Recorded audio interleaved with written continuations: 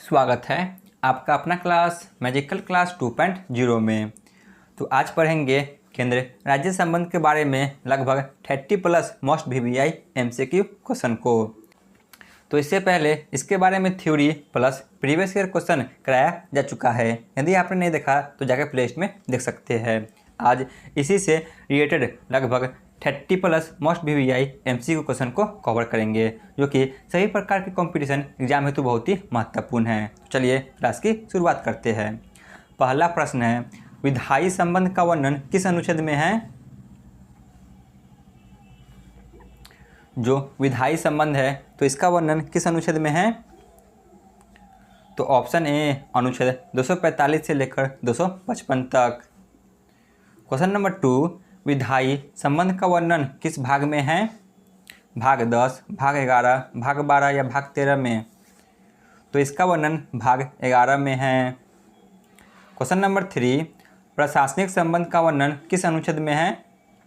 जो प्रशासनिक संबंध है तो इसका वर्णन किस अनुच्छेद में है? तो ऑप्शन बी अनुच्छेद 256 से 263 के बीच। क्वेश्चन नंबर 4, प्रशासनिक संबंध का वर्णन किस भाग में है? भाग 10, भाग 11, भाग 12 या भाग 13 में? प्रशासनिक संबंध का वर्णन भी भाग 11 में ही है, ऑप्शन बी। क्वेश्चन नंबर 5, वित्तीय संबंध का वर्णन किस भाग में है? वित्तीय संबंध का वर्णन भाग 12 में है, ऑप्शन सी। क्वेश्चन नंबर 6 से वित्तीय संबंध का वर्णन किस अनुच्छेद में है? जो वित्तीय संबंध है तो इसका वर्णन किस अनुच्छेद में है? तो ऑप्शन सी अनुच्छेद 264 से 293 तक। क्वेश्चन नंबर 7, वित्तीय संबंध का वर्णन किस भाग में है? यह क्वेश्चन रिपीट हो गया है, बताइए किस में होगा? तो ऑप्शन सी भाग 12 में। क्वेश्चन नंबर 8, भारत में कैसा शासन व्यवस्था है? तो भारत में संघात्मक शासन व्यवस्था है, ऑप्शन बी। क्वेश्चन नंबर 9, संघात्मक शासन व्यवस्था भारत ने किस देश से लिया है?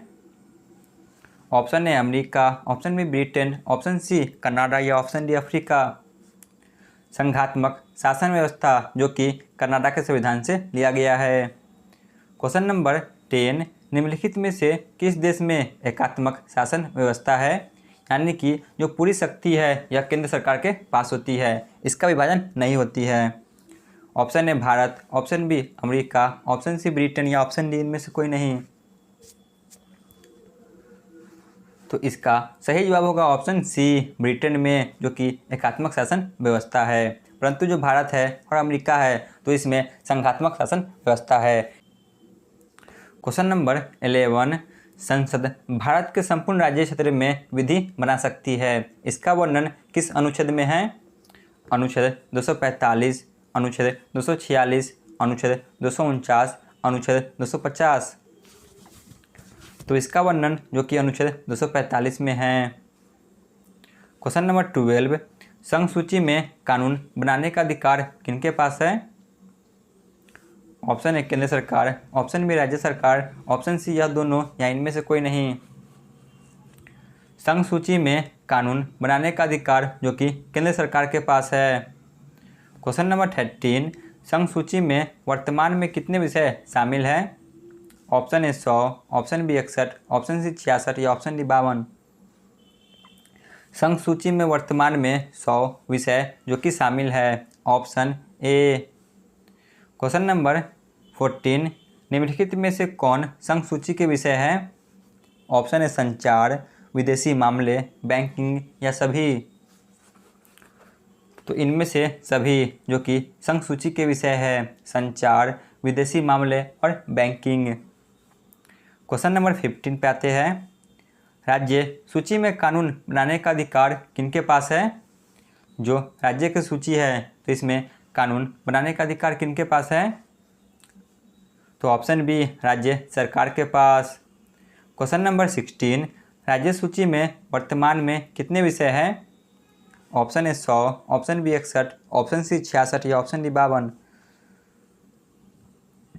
राज्य सूची में वर्तमान में 61 विषय है। यही मूल संविधान में इसकी संख्या 66 थी, परंतु वर्तमान में 61 विषय शामिल है।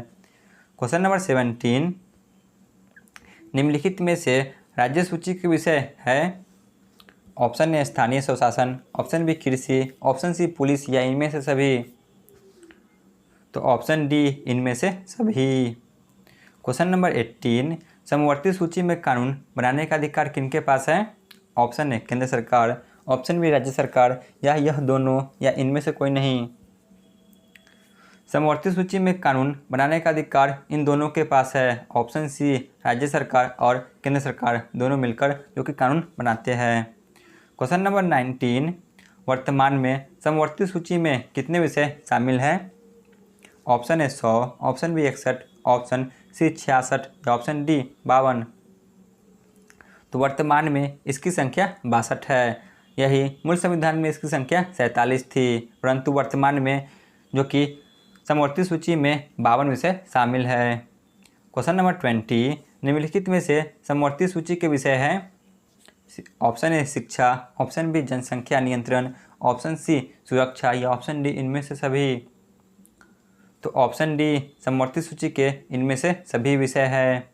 क्वेश्चन नंबर 21, संघ सूची और राज्य सूची को किस देश के संविधान से लिया गया है। Option A Canada, option B Australia, option C Britain या ऑप्शन डी अमेरिका। संघ सूची और राज्य सूची के विषय जो कि कनाडा के संविधान से लिया गया है। क्वेश्चन नंबर 22, समवर्ती सूची को किस देश के संविधान से लिया गया है। Option A Canada, option B Australia, option C Britain या ऑप्शन डी अमेरिका। समवर्ती सूची को ऑस्ट्रेलिया के संविधान से लिया गया है। क्वेश्चन नंबर 23, अवशिष्ट सूची में कानून कौन बनाते हैं। अवशिष्ट सूची यानी कि जो 3 सूची है, संघ सूची, राज्य सूची और समवर्ती सूची, इन तीनों में से किसी का विषय न हो तो उसे अवशिष्ट सूची कहा जाता है। तो इनमें कानून कौन बनाते हैं। तो ऑप्शन बी संसद द्वारा कानून बनाया जाता है। क्वेश्चन नंबर 24, आपातकाल के दौरान राज्य सूची पर संसद कानून बना सकते हैं। इसका वर्णन किस अनुच्छेद में है। ऑप्शन ए अनुच्छेद 250, अनुच्छेद 251, अनुच्छेद 252 या अनुच्छेद 254। तो इसका वर्णन अनुच्छेद 250 में है कि आपातकाल के दौरान जो संसद है यह राज्य सूची के विषय पर कानून बना सकते हैं। क्वेश्चन नंबर 25, 2 या 2 से अधिक राज्यों के अनुरोध पर संसद राज्य सूची के विषय पर कानून बना सकती है। इसका वर्णन किस अनुच्छेद में है। ऑप्शन ए अनुच्छेद 250, अनुच्छेद 251, अनुच्छेद 252 या अनुच्छेद 254। तो इसका वर्णन अनुच्छेद 252 में है। ठीक है ना। तो इसे आप ट्रिक से भी याद कर सकते हैं। 2 या 2 से अधिक, इसके शुरुआत में भी 2 है और इसके लास्ट में भी 2 है। तो इस प्रकार इसे आप याद कर सकते हैं। ठीक है ना। यानी कि 2 या 2 से अधिक राज्यों के अनुरोध पर जो संसद है या राज्य सूची के विषय पर कानून बना सकते हैं। अनुच्छेद 252 में है। क्वेश्चन नंबर 26 से नदी जल विवाद का वर्णन किस अनुच्छेद में है। जो नदी जल विवाद है तो इसका वर्णन किस अनुच्छेद में वर्णित है। तो ऑप्शन सी अनुच्छेद 262 में। क्वेश्चन नंबर 27, अंतर्राज्यीय परिषद का गठन का वर्णन किस अनुच्छेद में है।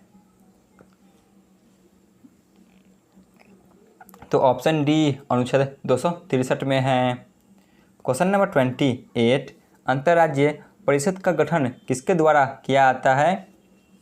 जो अंतर्राज्यीय परिषद है तो इसका गठन किनके द्वारा किया जाता है। ऑप्शन ए राष्ट्रपति, ऑप्शन बी प्रधानमंत्री, ऑप्शन सी उपराष्ट्रपति या ऑप्शन डी राज्यपाल। अंतर्राज्यीय परिषद का गठन जो कि राष्ट्रपति के द्वारा किया जाता है। क्वेश्चन नंबर 29, अंतर्राज्यीय परिषद के अध्यक्ष कौन होते हैं। ऑप्शन ए राष्ट्रपति, ऑप्शन बी प्रधानमंत्री, ऑप्शन सी उपराष्ट्रपति या राज्यपाल। अंतर्राज्यीय परिषद के अध्यक्ष जो कि प्रधानमंत्री होते हैं। क्वेश्चन नंबर 30, वित्त आयोग का गठन किसके द्वारा किया जाता है। जो वित्त आयोग है तो इसका गठन किसके द्वारा किया जाता है। ऑप्शन ए राष्ट्रपति, ऑप्शन बी प्रधानमंत्री, ऑप्शन सी उपराष्ट्रपति या राज्यपाल।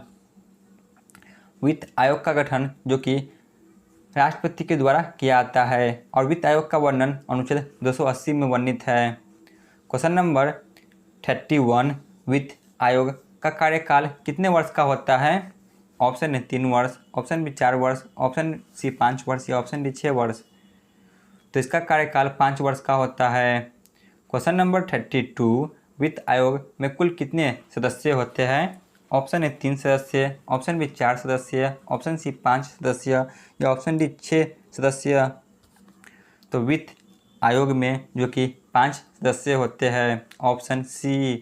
क्वेश्चन नंबर 33, राज्य सूची के विषय पर टैक्स कौन लगा सकते हैं? जो राज्य सूची के विषय है तो इस पर टैक्स कौन लगा सकते हैं? तो ऑप्शन ए राज्य विधानमंडल। तो चलिए चलते हैं आज के अंतिम प्रश्न पे। क्वेश्चन नंबर 34, अवशिष्ट सूची पर टैक्स कौन लगा सकती है?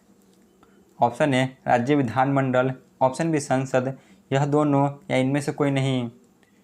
तो अवशिष्ट सूची पर संसद जो कि टैक्स लगा सकती है, ऑप्शन बी।